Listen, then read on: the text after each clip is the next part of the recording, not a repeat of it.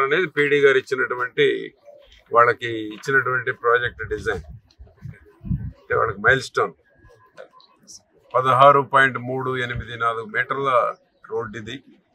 చిలకలూరుపేటలో ప్రమాదాలు నివారించడానికి existing 4 line ఒకసారి అయిన తర్వాత దేశంలో ఎక్కడ బైపాస్ ఇవ్వకూడదు అనేటువంటిది దేశవ్యాప్తంగా ఒక రిజల్యూషన్ చేసిన తర్వాత కేంద్ర ప్రభుత్వం 14-19 మధ్య ఆనాడు రోడ్డు భవనాల సెక్రటరీగా ఉన్నారు ప్రిన్సిపల్ సెక్రటరీ శ్యాంబాబు గారు కేంద్ర ప్రభుత్వంలో పోరాడి దీన్ని బైపాస్ తీసుకురావడం జరిగింది. ఆ తర్వాత నీరబ్ కుమార్ ప్రసాద్ గారు మన గౌరవ ముఖ్యమంత్రి గారు 25% కాంట్రిబ్యూషన్ ల్యాండ్ లో రాష్ట్ర ప్రభుత్వమే భరించినటువంటి తొలి ప్రాజెక్టు నాకు తెలిసి ఇండియాలో తొలి ప్రాజెక్టే కదా ఇది. ఇండియాలో తొలి ప్రాజెక్ట్ అనమాట. నేషనల్ హైవేకి స్టేట్ గవర్నమెంట్ కి ఒక అకౌంట్ ఓపెన్ చేసి రైతుల కాంపన్సేషన్ ఏదైతే ల్యాండ్ ఎక్విజిషన్ కాంపన్సేషన్ ఏదైతే ఉందో ఆ కాంపన్సేషన్ లో 25% రాష్ట్ర ప్రభుత్వం భరించినటువంటి తొలి ప్రాజెక్టు. ఆనాడు చంద్రబాబు నాయుడు గారు జాయింట్ అకౌంట్ ఎన్హెచ్కి స్టేట్ గవర్నమెంట్ కి ఒక అకౌంట్ ఓపెన్ చేసి సుమారు 90 కోట్లు అనుకుంటారు. 90 కోట్ల రూపాయలు ఆనాడు రాష్ట్ర ప్రభుత్వం, మిగిలినటువంటిది కేంద్ర ప్రభుత్వం నేషనల్ హైవేస్. ఆ విధంగా తొలి ప్రాజెక్ట్ ఇదే. దీనికి ఒక చరిత్ర ఉందన్నమాట. కేంద్ర కేబినెట్ లో ఆమోదం తెలిపినటువంటి ప్రాజెక్ట్ ఇది.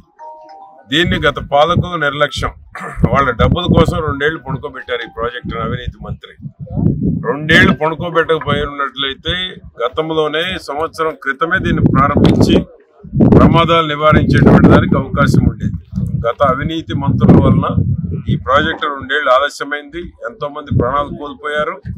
చివరికి మేమంతా పోరాడి నీ డబ్బుల కోసం ప్రజల ప్రాణాలు ఎందుకు తీస్తున్నావు అని ఈ యొక్క అవినీతి మంత్రిని ప్రశ్నిస్తే దిగొచ్చి ఈ యొక్క కాంట్రాక్టర్ కి సహకరించడం జరిగింది. ఆ విధంగా ఈరోజు మా పీడీ గారు పార్వతీశం గారు ప్రో ఫార్మర్ గా ఆయన చేయాల్సిన వరకు మాక్సిమం చేశారు. ఈ యొక్క 16 కిలోమీటర్ల రోడ్లో రైతుల విన్నపాలు ఏమొచ్చినాయి, రైతులకు అసౌకర్యం కలగకుండా ఏమి చేయాలనో రైతులు కోరుకుంటుంది ఏంటి, డొంకలకు అప్రోచ్ కావాలి, విలేజ్లకు అప్రోచ్ కావాలి. అవే కాకుండా ఎవ్రీ 1/2 కిలోమీటర్ కూడా ఈ యొక్క బైపాస్ రోడ్ అప్రోచ్ కూడా ఇవ్వడం జరిగింది. ఆ విధంగా ఎక్కడ ఏ గ్రామానికి అసౌకర్యం కలగకుండా చేయటం జరిగింది. ఇప్పుడు తిమ్మాపురం వాళ్ళు కూడా ఒక రిప్రజెంటేషన్ వచ్చారు. దాన్ని కూడా పరిశీలన చేస్తామని, ఎగ్జామిన్ చేస్తామని పీడీ గారు చెప్పడం కూడా జరిగింది.